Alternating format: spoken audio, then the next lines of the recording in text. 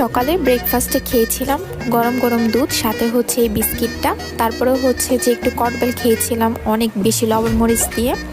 তো দুপুরে হচ্ছে যে আমি হচ্ছে কুমড়ো ফুলের বড়া করছিলাম বেসনে কোট করে। আমার হচ্ছে এই বড়াটা অনেক বেশি ভালো লাগে। এই কুমড়ো ফুলগুলো আমাদের বাসার ছাদের।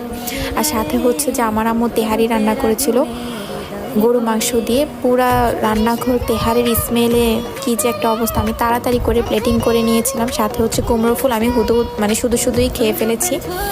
তো তেহারি দিয়ে খেতেও কিন্তু অনেক বেশি ভালো লাগছিল। সাথে হচ্ছে যে গরু মাংস এবং আলু একটু কাঁচামরিচ দিয়ে অনেক বেশি মজা লাগছিল। খাওয়ার পরে খেয়েছিলাম হচ্ছে জলযোগের এই মিষ্টিগুলো।